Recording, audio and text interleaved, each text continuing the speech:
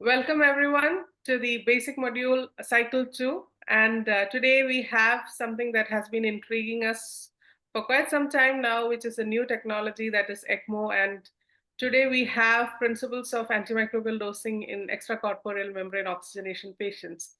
Myself, I am Dr. Grace Marie John, working as the clinical pharmacist, infectious diseases specialist in Williams Chest Medical College Hospital. Today, for the module, we have an expert who will be sharing with us the principles and the strategies when we consider dosing patients on ECMO, which is literally a very life-saving machine that we get to see, on like on a day-to-day basis in certain hospitals, and sometimes very not very often in other hospitals. So always the dosing is kind of a complex thing when it comes to these patients. And we have with us Dr. Mohammed Hisham, who is a double board certified pharmacist both in infectious diseases and critical care pharmacy. And he's currently working as a lead clinical pharmacist in Abu Dhabi, UAE, and he has more than a decade of experience in the critical care and in ID, making him the perfect person for this session. So I welcome Dr. Mohammed Hisham, and I humbly request you to take over the session and share with us the strategies that you use for dosing your patients on ECMO. Thank you so much, Grace, and I welcome everyone to my presentation on the antimicrobial dosing for extracorporeal membrane oxygenation, that is ECMO. These are a certain set of complex patients, so it's very important we need to know how we dose these antimicrobials based on certain principles. So before I start, I do not have any financial disclosures, but I have other two disclosures, which I definitely have to mention over here, because there is a gap with no treatment guidelines or published clinical trials for optimal antimicrobial dosing in ECMO patients. And there is a need to understand the rationale and strategize the antimicrobial dosing in ECMO patients. So the most of my presentation, I would have a lot of evidence-based data, and it's from most of them are from case reports, case studies, ex vivo data, and you won't find major clinical trials or big RCTs or anything of that sort. But it is more, and again, there are lack of guidelines. So these are based on the rationale and recommendations by the understanding of pharmacokinetic data. So the learning objectives for this presentation would be describing various components of ECMO, explain the pharmacokinetic principles of antimicrobial dosing in ECMO patients, devise a monitoring plan and evidence-based antimicrobial dosing recommendations for ECMO patients. So this is a whole nutshell, and towards the end of this presentation, you should be able to understand these. On the right side, you have an image where a patient is getting cannulated for ECMO, and you can see in the devices and the manpower needed for cannulation of a patient, and you can see multiple devices in and around to ensure that patient is being cannulated properly. So when you talk about ECMO, again, as I've already mentioned, there are gaps in clinical trials, there is gaps in guidelines, and there is rather, I would say there is no clinical trials or no guidelines to guide you for these. So, but there is a lot of studies which are like in vitro or ex vivo or animal studies, and very minimal clinical pharmacokinetic studies which are available, which suggest these dosing regimens and which needs external validation and consensus. And based on this, I've compiled my presentation so that it's very important for you to understand the kinetics and apply, because it's not as simple as it been said, and it does not fit all the patient as such. So it's just quite important to understand the clinical picture, the kinetics of the drugs you're going to use, and how it works for the patient, and based on the different modalities in this critically ill patient. With that being said, my presentation, I will have to talk quite a lot of ECMO. So you need to bit of cardiology related things and ECMO related things would come on this. A lot of kinetics would be there in this to be discussed. So a basic understanding of your kinetics, brushing it up would be really good. And kinetics of antimicrobial usage and how do you dose that would also be there towards the end. So that is how I've put this presentation up.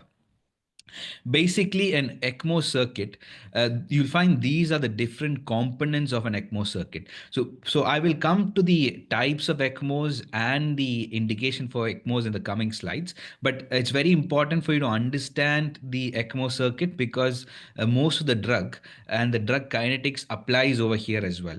So you can see on this image where you will find a drainage line or a drainage cannula coming out of the body from somewhere around the femoral region, and from there again you can find it being pumped. The pump centrifuge pump pulls this blood, drives it to the oxygenator, and where again a carbon dioxide is being removed, oxygenated blood is being pumped back through a return line and return cannula into the body. So the different components over here, I would say, is one major space in which the blood comes out is the venous drainage cannula or the catheter. A centrifugal pump is there. Oxygenation membrane is there, where it's oxygenated, and a blood warmer is there. Blood gets cooling and warming happens during this circulation, and blood is pushed back to from a return cannula catheter through an arterial or venous supply. So I think this is a basic component of blood flow in an ECMO circuit. So coming to the types of and indications of ECMO, and I will also discuss briefly on the sites of on which the ECMO device would be cannulated. So you have two types of ECMO. One is the veno-venous ECMO, which a basic indication for these are for ARDS patients, severe pneumonia, failed lung transplant graft, pulmonary contusion trauma, bridge to lung transplant. So these are the basic indication of a VV ECMO or a veno-venous ECMO. So as you can see on the picture, the cannulation sites or the site at which you can see the circulation, the blood flows is from internal jugular vein. It comes out, pumps in to the oxygenator and comes back to the femoral. So the femoral vein. Also, you have a double internal jugular, a double lumen in the internal jugular, where it comes out from the out cannula, pumps in oxygenation, and after that it comes back to the second lumen in, for the internal jugular. Same like that, it's also there. The another cannulation site is femoral and femoral. So that is also a way in which you could cannulate, and these are three different sites for VV ECMO. If you talk about VA ECMO or veno arterial ECMO, so basically the indication is mostly refractive cardiogenic shock, fulminant myocarditis, post cardiac surgery support, or cardiac arrest with assisted CPR, pulmonary embolism with hemodynamic instability, post heart transplant with complications, or bridge to transplant, could be lung or could be heart, and again mostly it's lung heart transplant. So I think these are the different indications for VA ECMO. And if you look at the cannulation site, first one would be a central, where it could be open chest or tunneled. A central, you can see a central VA ECMO over here. You have femoral. Okay, you can see a femoral and femoral VA ECMO. Plus, you will have a internal jugular vein to femoral artery VA ECMO. So these are the different sites of VA ECMO and indications of VA ECMO. So I hope you got a perspective of what ECMO is. It's basically a heart lung machine which is used when either of these organs or one of it is failed, and it helps for pumping the blood to make it oxygenated and gets it back to the circulation. That's as simple as what I have to say for ECMO. So ECMO is as simple as that, but complications of ECMO is not as simple as that, because a majority of these patients, the risk of thrombosis is very high, and complications of thrombosis are very high. They are very prone to having thromboembotic diseases or embolism as during the process of having this ECMO or while on ECMO as well. Bleeding is a risk, because to prevent thrombosis, these patients would be on heparin infusion infusions, and because of that there is a balance, but again it's not quite easy to strike that balance and patient can end up bleeding. What is our focus over here is the infection, which is 10 to 12%, and how do we treat these infections when these patients have. So that is our focus for this presentation, plus the other complications are neurological morbidities as well. So bringing back that 10 to 12%, putting that more broader, if you look over here on the left side of the slide, you can see all the ECMO patients. Of that, the percentage of infections throughout these ECMO patients. On the right side, you've only taken these infected patients and you're looking particularly at what is the percentage of infection. So basically, most common infection would be pneumonia in these patients. That is one. Bloodstream infection would be another category of infections, which is very common in these set of patients on ECMO, plus urinary tract infections. Apart from that, there is cannulation site infection as well as surgical site infection. So these are also a part of it. Most common organisms which cause these infections are, say, for example, if it's gram positive, it's mostly Staph aureus or Enterococcus.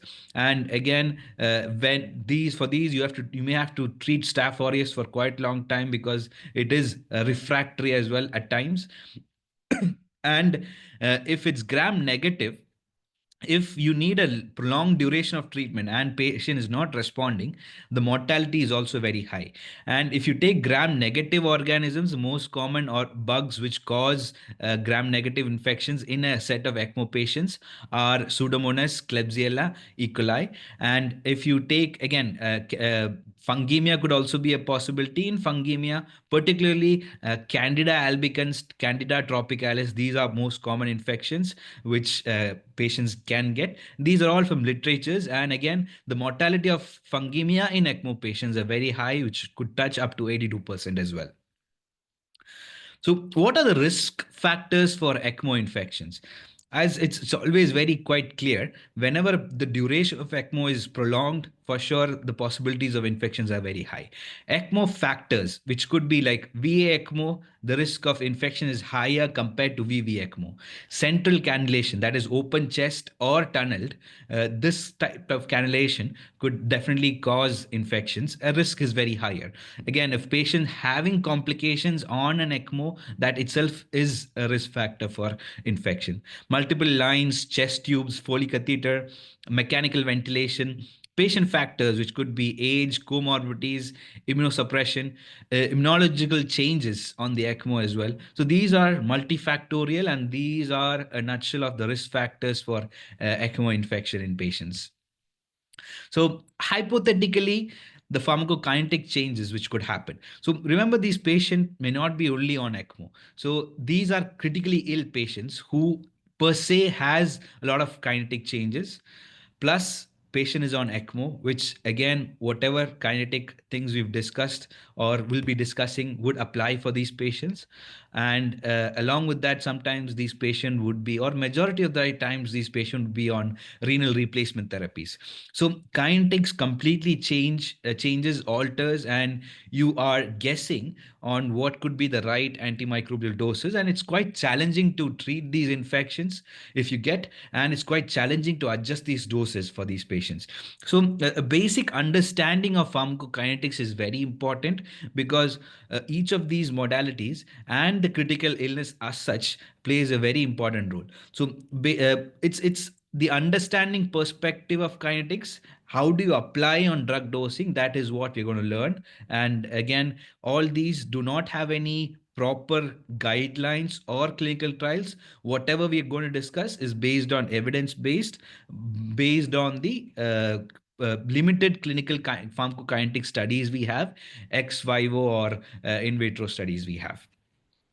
The pharmacokinetic considerations for ECMO patients, there are multiple factors which could affect the antimicrobial dosing. So that's the reason why I took you through the components of ECMO, because the drug is lost within those components. Say the tubing of the ECMO, the drug could be lost over there the, like, say for example, drug sequestration is binding in those tubings.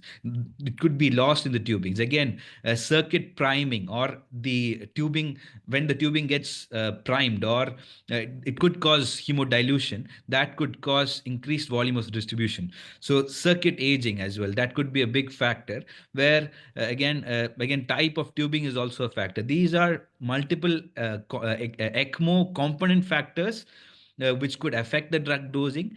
Oxygenation membrane, the circuit flow characteristics could also affect, but majority of the time it's the ECMO tubing which primarily takes these drugs away. So, which drugs, how, that we're going to discuss in subsequent slides. Patient factors, as I've already told, these patients are critically ill. They could be, it could be a sepsis patient, leaky capillaries, high volume was given, like high volume resuscitation was done. End organ dysfunction could be any organ, could be renal, cardiac, lung, it's all shut down. And again, augmented cardiac output or augmented renal clearance, hepatic clearance. These are all factors which could be patient factors, which could affect any of the drug factors, which could be protein binding, hydrophilicity or lipophilicity of the drug as such, patient's clearance, renal or hepatic, molecular size of the drug, and again, degree of ionization, and all these are multiple factors which could affect the antimicrobial dosing. Putting that all together in one slide, it's quite difficult, but I thought I'll put this image which kind of defines a better understanding. So I have volume of distribution in yellow, where whenever there is an increase in volume of distribution, there is a decreased plasma concentration, and lower peak plasma concentration would be there, and it means that literally there is small amount of drug left. So that is what higher volume of distribution means in this. Again, you will see increased clearance or decreased clearance. Whenever there is increased clearance, again, the drug, there is a lesser concentration of drug in intravascularly, or there is decreased plasma concentration. When there is decreased clearance, that is in conditions like renal or hepatic problems or hypoperfusions, impairment, you have increased drug concentration in the plasma. So just basic things. So I'll just give you examples of where increased volume of distribution affects, like again, if you have leaky capillaries or high volume resuscitation, when the drug ionization is there, hemodilution or drug sequestration, all these affect volume of distribution, and it increases the volume of distribution, causing the drug to be lost or minimizing the concentration in plasma. That's basically about increased volume of distribution. Altered drug clearance, it could be either high or low.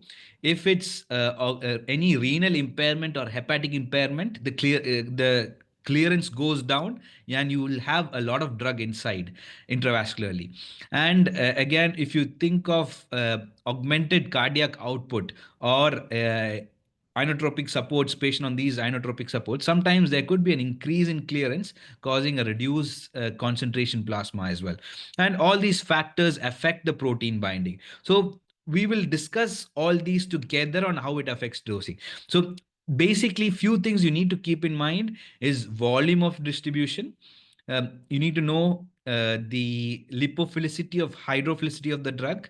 You need to understand the clearance, which we've discussed in the previous slide, and you also need to understand the protein binding. So this slide kind of sums up all of those what we discussed. And here you'll find the lipophilicity or lipophilicity of a drug in terms of octanol water partial coefficient, which is log P. And this is the coefficient which suggests that the drug is lipophilic or not. And how like if it's on a positive side, the value of log P or octanol water partition coefficient is very high, it means the drug is highly lipophilic. And just taking you through one by one, if you look at volume of distribution, whenever the volume of distribution is very high, there is possibility that the drug is lost or majority of the drug is lost, and this is when you need to give a higher loading dose and sometimes even increase the maintenance dose. So just a basic understanding. And whenever there is the volume of distribution changes are minimal or low, those adjustments may not be likely needed for these. So that is about volume of distribution. We've also talked about lipophilicity and protein binding. So next one is lipophilicity. So you can see on the left side of the screen, you can see octanol water partition coefficient, which I've mentioned, which is also called as log P. When this value is on the positive side, the higher it is, it means it's more lipophilic. Okay, the lipophilicity of the drug is very high. Whenever lipophilicity is very high, the possibilities of drug staying in the circuit is also less likely. The drug sequestration is less likely. So if it is a hydrophilic drug, okay, that is vice versa of lipophilicity. When it's a hydrophilic drug, possibilities of drug sequestration is very high. It means that the drug being lost in the ECMO tubing is high. So that is the basic understanding. So if you take drugs like very high lipophilicity, like voriconazole or isavuconazole, these have very high lipophilicity. So again, that alone is not a matter. So you'll have to combine lipophilicity along with protein binding to ensure that how the dynamics work and the kinetics work for adjusting the doses. So things like that, you'll have to keep it in mind when you adjust those doses, which we'll discuss in the subsequent slide. So basically, understanding these kinetics are very important. And moving on for the protein binding. So whenever the protein binding is very high, there is a possibility of sequestration. Drug sequestration is very high. So you can see protein binding being categorized as more than 70%, which is high. And again, moderate is 30 to 70%. And again, less than 30 is minimal or low. So remember, drugs which have very high protein binding, possibilities of sequestration is very high. So combined lipophilicity and high protein binding, you may have to give higher dosing, or again, you may have to give higher, more frequent dosing. And these are the possibilities we need to keep in mind based on the drug thing. Again, if protein binding is less, or if the protein binding is less, and if the drug is hydrophilic as well. So hydrophilic is the most important component over here. Drug getting lost in the circuit is also a possibility, and you may need extra dosing or dosing adjustments based on these. So being put that on a nutshell, you can see drug sequestration, which is drug being lost in the tubing, minimal, moderate, and high, and what is the likely dose adjustment which is needed. This is likely, this is based on the literature they had, and it's a very good reference to have to understand the kinetics. I would say understand the kinetics, because these patients may not only be on ECMO, plus the critical condition as such needs to be also weighed. And I can't say that definitely these patients would need adjustment, and even I can't say that these patients would not need adjustment. It's a balance, and you have to take that call on where do you lie on that balance. Either increase the dose or keep it same, or reduce the dose. It's your call based on your understanding. So moving on to literatures which we have. So this is a very good study group, which is called ASAP ECMO study group. And again, the authors, Jason Roberts, Kiran Shekhar, John Fraser, these are really good authors, really good scientists who great researchers for a lot of medications, kinetics wise, for patients who are on ECMO. So it's not only antibiotics, they've studied quite a lot of medications used in the ICU in a patients with ECMO. So what I'm going to focus here is mostly their antimicrobial studies or antimicrobial dosing studies in these set of patients. And I think this would be a very good group to follow if you are closely following ECMO dosing for all the drugs, irrespective if it's antimicrobial or not.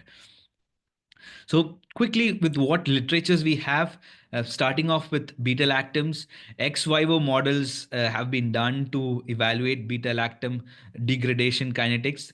Conclusions from the study, like by ECMO tubing and drug loss observed, you can like these are ex vivo. So significant loss for cefotaxime was observed. Ceftriaxone concentration remained unchanged. Moderate decrease in concentration of ceftazidime, cefepime, piperacillin. oxycillin, and amoxicillin. So these are findings from ex vivo. Okay. So moving on, we also have some patient data, that is clinical pharmacokinetic data, case studies or case series, or very limited. You can't make a full conclusion, but we would have some recommendations based on the kinetics. So this is something for cefepime pharmacokinetics for ECMO patients. Again, lower free C minimum and MIC ratio. So it's very important. Also, you need to understand for the beta lactams, time dependent killing is there. So you also need to ensure that the drug is there maximum time above the MIC. That's a factor you need to keep in mind along with the other factors. So high risk ECMO patient have high treatment failure rate and poor outcome. More aggressive empiric dosing may be warranted to optimize these patients to ensure, again, if the pathogens have high elevated MICs, that's also going to be a challenge.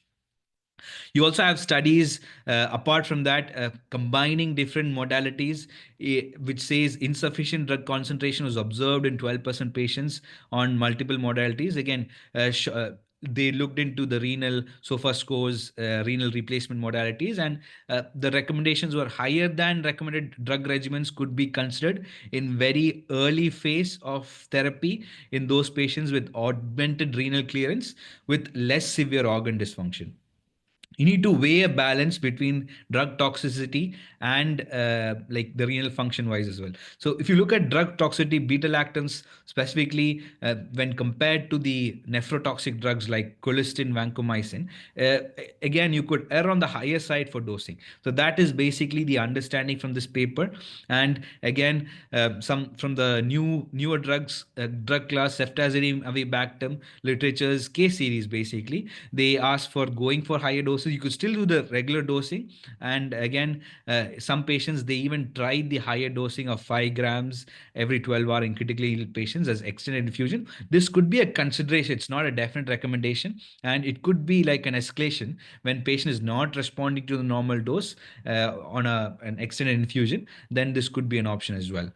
Again, ceftolozane, tazobactam, 3 grams every 8 hour, extended infusion over 3 hours could be considered. Again, it's just because the ceftolozane loss within the ECMO circuit was demonstrated, and again, tazobactam loss was regardless of the presence of oxygenator.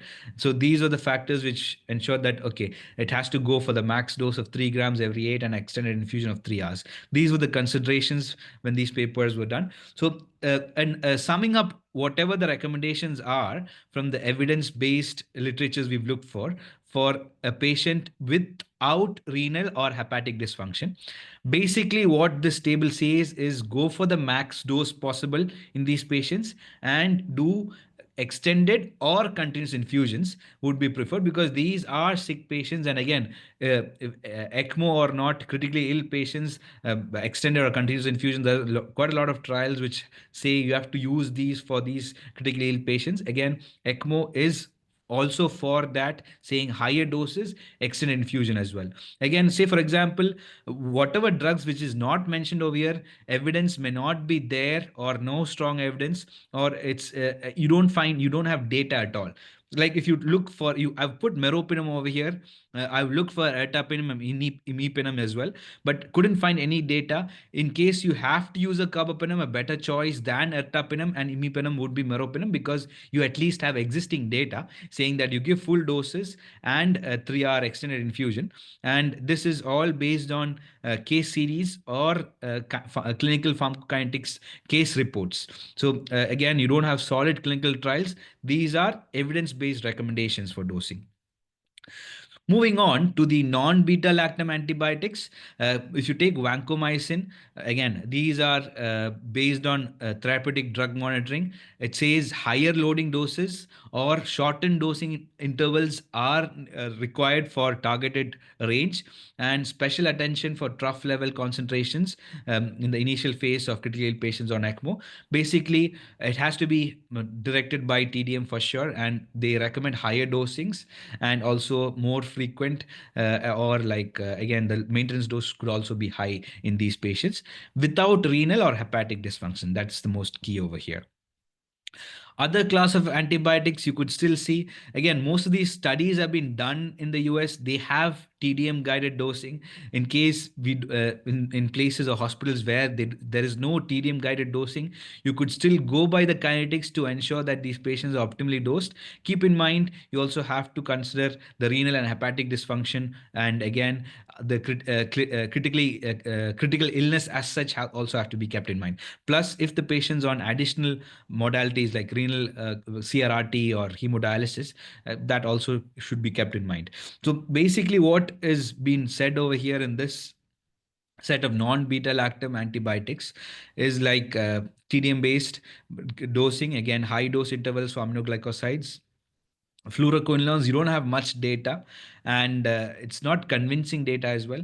If you say linezolid, yes, you could still do the regular dosing, plus you could also do the higher dosing of every 8-hour dosing, again TDM based as well. Ticoplanin also, you could still go for the higher dosing, loading dose, plus the 12 milligram per kg every 24 hours. Again, they say TDM based or based on patient response. It's again a kinetic call, and it has to be understood as a whole picture, not only as ECMO. And these are basic studies which looked into patients without any renal or hepatic dysfunction. And moving on to antifungals, so you need to keep in mind, so when we came to beta lactams, mostly all the beta lactams are hydrophilic. Okay, so again, drug sequestration is very possible.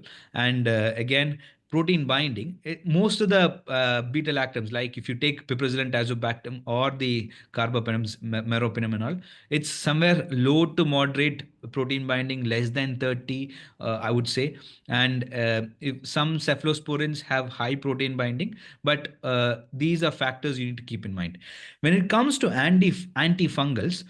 The lipophilicity and the protein binding changes based on the agents. So if you take fluconazole, it's more lipophilic and low protein binding.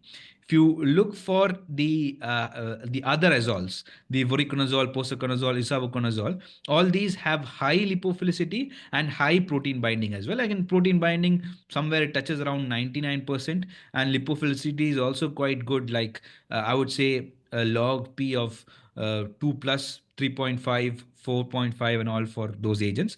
And these are factors you need to keep in mind. Plus, if you look for liposomal amphotericin B, so again, lipophilicity is very high, protein binding is also very high. Echinocandins, okay, protein binding is high, low to moderate lipophilicity, I would say, for these. So with these factors in mind, it changes, and the recommendation also changes. So these are the literatures I had when I looked for the recommendations for the antifungals. And as we speak, let's go on to each of them. As I've already mentioned, amphotericin B has liposomal amphotericin B has high lipophilicity and high protein binding. So in case you have to do a higher, like drug will be lost in case you have to do liposomal amphotericin for any of these patients. You need to go for higher dosing. That is one. You need to go for TDM based dosing. That is another option. Again, you may have to go for alternative therapy if the patient is not responding. And your last choice would be changing to a deoxycholate formulation, which is more of causing problem and nephrotoxicity and multiple things. So if you still have to go for liposomal formulation, you start with the regular dosing, then you can go up on the dosing. You go do 5 milligrams per kg, you can go up to 7.5, 10. And again, you think of TDM, you think of switching to other agents and closely monitoring these patients as well. That's for amphotericin. Fluconazole, as I've already mentioned, low protein binding, and again, it's more hydrophilic. So if you strike a balance between these two, so again, you can't take one component alone, as I've already mentioned. Again, here it's hydrophilic and low protein binding, but again, it's the circuit loss is minimal for this particular drug, and you could do a regular dosing, again, if needed, a TDM as well. If you take the other azoles, as I've already mentioned, high lipophilicity is there, plus high protein binding, and again, significant circuit loss could happen with these drugs. And the recommendation is TDM based dosing or higher loading doses. And again, go by TDM. That is the basic understanding if you have to go for these agents, the other azoles, because Fluconazole is hydrophilic, other azoles are lipophilic, and protein binding is very high for these agents as well. The voriconazole, posaconazole, isavuconazole, protein binding is very high. If you come to the echinocandins, the lipophilicity is like low to moderate and the protein binding is high. So if you have a choice between the echinocandins, again, anodilla fungin, mica fungin, casper fungin, these are there. So based on what recommendations, based on the case reports or case series, you'll find moderate to significant losses there. So they say go for a higher dosing, 70 loading and 70 daily is okay. Again, you could start with the 50 daily maintenance, patient not responding, step up to 70 daily. That is a possibility for caspofungin. And again, if definitely if patient has endocarditis or major like persistent or refractory candida auris in blood, then you'll also have to end up with using a higher dose of caspofungin of 150 milligrams daily as well. So it depends upon the condition. Again, mica fungin, circuit loss is significant, dosing has to be somewhere on the higher side, and these are the recommendation based on case reports, case series, and small clinical kinetic studies.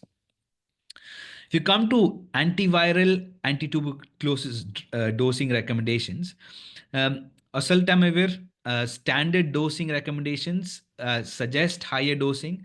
If you look for the other TB medications, may consider increasing twofolds from the regular dose, or may could be even 50% more than the regular dose based on therapeutic drug monitoring as well. And again, initial higher dose could also be a possibility. Plus, keeping in mind the interactions which could also happen. So these are multifactorial. So it has to be also kept in mind. Also, other related things would be the hepatic dysfunction, renal dysfunction as well, because whatever these evidence-based recommendations are for patients without any renal or hepatic dysfunction. Putting that all in one note, so we can see this kind of strategy for patients, antimicrobial dosings for patients on ECMO, with or without renal replacement therapy. So it's just a perspective of how you would want to think of it, rather than these are the specific guidelines. I wouldn't say these are the specific guidelines. It's a perspective of how you need to adjust the dosing based on whatever parameters we've discussed. Okay, so initial dosing could always be a higher initial dosing for ECMO plus or minus renal replacement. You go by the actual body weight. Like most of the time, these are drugs which are needing the weight based. So you go by the actual body weight. And again, based on the initial renal function, don't go for the dose reduction. Again, keeping in mind, you need to also have a clinical judgment of the renal dysfunction as such. And loading is definitely mandatory, and prolonged infusion, extended infusions, continuous infusions are a way to go for these patients, because to optimize, to ensure that time dependent killing is there and the drug levels always lie above the MIC to make it optimal. At least to achieve more than 50% of the time above the MIC, you need to have put this in so that you could have a highest dose at the best infusion rates. Early maintenance dose, which comes in 1 or 2 days, that's when you strike a balance between the patient. Again, a patient with AKI, you have to think about the drug toxicity profile as well. Non-toxic antibiotics like beta lactams, there is no harm in doing the full dose in these patients with AKI for another 24 to 48 hours, because this is the crucial period for a patient in sepsis. And also, when you think of like nephrotoxic or toxic antibiotics like Vanc or colistin, should be reduced based on the TDM and I would say understanding of the patient as well, because that could further cause harm as well. So these are few considerations keeping in mind, and whatever we discussed in the initial dosing table stays along with the early maintenance. Late phase is when you apply all these, and because there is no clear cut guidelines, I can't definitely say that this works, this does not work, and it is purely a judgment. And I would say it's very customized to that patient, and that patient, it may not fit another patient as well. So keeping that in mind, multifactorial, the critical illness, the renal replacement modality, ECMO, hepatic function, drug kinetics, drug factors, patient factors, ECMO factors, keep that in mind, and then you adjust those. And again, these would be really good. And as much as possible, avoid any dead space in the infusion lines, because that it itself is a big factor which could cause to underdosing. So nothing comes easy. Again, whatever we discussed is a challenge. Topping up with that, we are adding more challenges and considerations in these patients. The challenge which is added over here is when a patient's on ECMO, you don't know when this patient goes into sepsis, or like elevated or procalcitonin could be stress related or ECMO related. The abnormal labs could be platelets or WBCs, could be because of ECMO and because of the circuit itself. This blood has been regulated in the tubings, ECMO components. It is getting warmed in the circuit. Passive cooling and warming happens over there. So you can't really rely on temperature, like could mask the fever, or it could be patient could be having hypothermia. So that's also a challenge. Patient could have a normal temperature but having infection. So these are the challenges. Again, a chest X-ray may not completely interpret if the patient has any pneumonia or things like that when a patient's on ECMO. That is one of the challenges, I would say. Again, consideration is if patients on ECMO, inotropic support, you have to go clinically how the patient does. Some of the criteria for signs and symptoms may not always work. Yes, hemodynamics definitely would help. Again, you also have to go clinically by if it's pneumonia, secretion wise, and organ dysfunction. And again, if it's skin and soft tissue, go by the site of infection. These are multiple factors you need to keep in mind. Cultures have to be sent because you have to titrate based on culture. Sometimes patient, you've started the treatment and you didn't draw a culture, you don't know what you're treating. And patient, again, if you don't have a culture before, irrespective ECMO or not, you don't know what you're treating. And in case patient gets worse or patient is not responding, again, sometimes you may miss something in the process as well. I think these are the challenges and consideration. So, take home message for this presentation would be as a pharmacist, it's very important to know the pharmacokinetic properties of antimicrobials, understand and apply these principles for the below patients, which is like critical illness or patients on ECMO with or without renal replacement, keeping in mind the renal dysfunction or hepatic dysfunction. Loading doses, higher doses are very important. Again, extended or continuous infusions for mostly for beta lactams to keep the drug above the MIC, at least for more than 50%. That's very important. If there is a possibility of doing TDM, make sure that that is being implemented and you do that regularly to optimize, to understand if it's been underdosed or not. And closely monitor for signs of infection to optimize therapy, because it's a challenge to understand if this patient's infection is settled or patient's having a new infection or not, or not improving, because the parameters as such is will not give you much of understanding on a patient on ECMO. But still, hemodynamic instability and some end organ dysfunction, these, and again, cultures or like secretions or skin looking to, these are basic things which could help you optimize these therapies or starting antimicrobial agents timely. I think these are my references, quite a lot of them, but it's quite extensive. And if you're really interested in ECMO dosing, some of them antibiotic dosing, as well as some of them are in general dosing as well, you'll find them here, right place to look for. Thank you so much. And I'm open for any questions if you have. Over to Grace. Thank you, Dr. Hisham, for taking us through this wonderful journey for dosing patients in ECMO.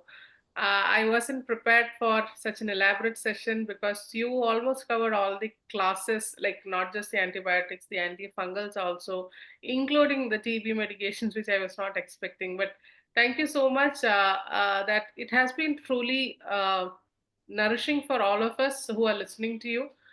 Because in India, like the problem that we face is that ECMO is quite costly. I'm sure it's costly everywhere, but for from the out of the pocket expenditure kind of perspective in India, I think the ECMO, I mean, per day charges for an ECMO would cost around 2 lakhs and 2 lakhs and up to 5 lakhs in certain hospitals per day.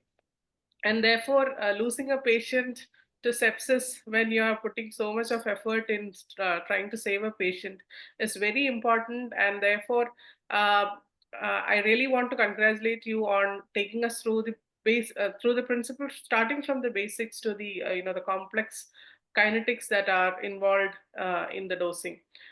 So one thing I was thinking of, one question that we had in mind was the practical, um, the complications that you face. I think that you already covered in that second last slide of yours.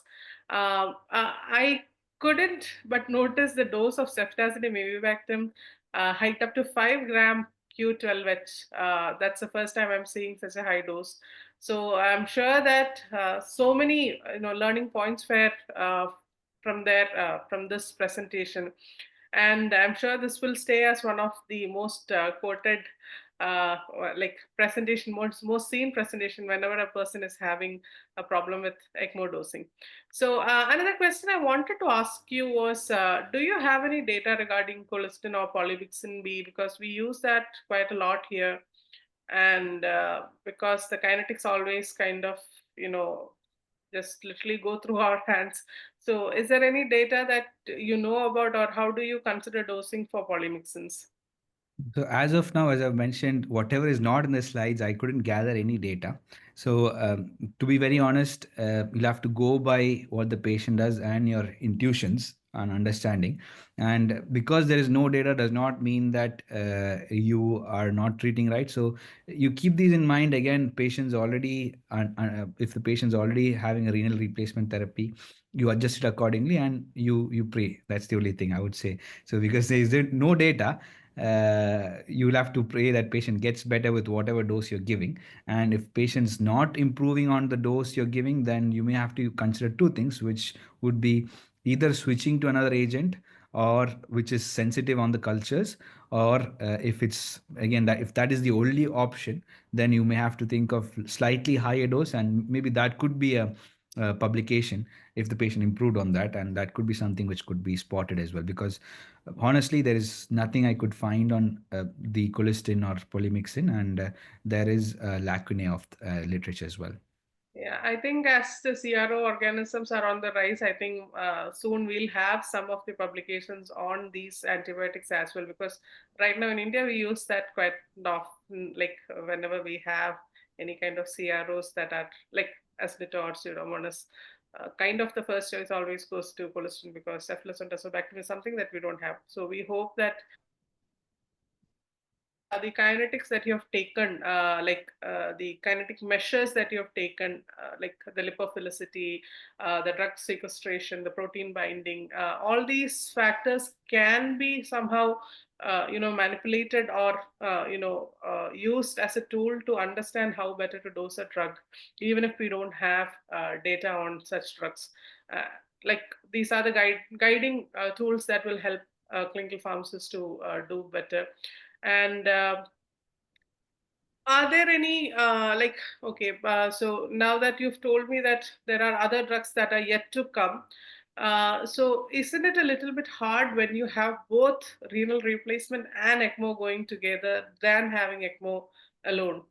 So in such scenarios, how do you juggle with the dosing? What is your experience on that? I think always a CRRT would need a higher dosing. I would do somewhere around like CRRT dosing or a normal dosing for these patients, because again that depends upon the patient's improvement as well. So patient on CRRT, ECMO, keeping these factors in mind, definitely you'll have to. The baseline is a CRRT dosing, and on top of that, would you increase it or not? Is the next question. If you increase, then that becomes a normal dosing, and that would, if that is the only choice, then we may have to go for that as well.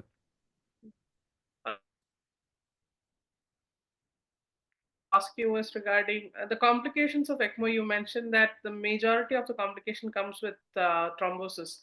and you have something like an anticoagulant that goes, in the circuit that makes sure that the blood is not getting clotted anywhere. So that, in a way, I think contributes to some kind of thrombocytopenia as well, adding a like heparin kind of a thing. And we have a lot of antimicrobial drugs that themselves cause thrombocytopenia. So have you come across such an instance where that you had to change a drug from because of the thrombocytopenia? You were scared whether the drug is contributing or the circuit is contributing, or the heparin. Do you have any take on that? So, if you ask me, how do you go about with patients having thrombocytopenia and having to put this drug? My first choice would definitely avoid those drugs. So, I would not even start those drugs. And again, if you look in one of the literatures I've mentioned, linezolid dosing, they've gone up to 600 every 8 hours. That is one of its study, but they closely monitored thrombocytopenia and all in these patients. And if you look at the same literature, you will also see that is the only literature which says higher dosing. Other literature says normal dosing. And whenever there's a possibility of treating gram positives without without linezolid in these scenarios, you have to go for those options rather than going for an option which is putting a patient at risk of thrombocytopenia. I think that would be the right way. Again, because there's no tedium based dosing available for linezolid in most of the hospitals, I think a better option would be opting for a choice of a drug which is less hemotoxic. Okay. I think, like I mentioned, that you've always, almost covered almost all the drugs that are possibly there. That I'm sure that the kinetics that you explained will be helpful in, dosing those drugs that are not there. So I want to thank you, take this opportunity to thank you again for clinical pharmacist. When it comes to the skill of clinical pharmacy, it always lies within the pharmacokinetics. So if you're a pharmacokinetic champion, then you kind of automatically get to where you're going to, and you become an expert when it comes to dosing. So I hope that this session has enriched all of you who are listening to this session, and this will help you build this better.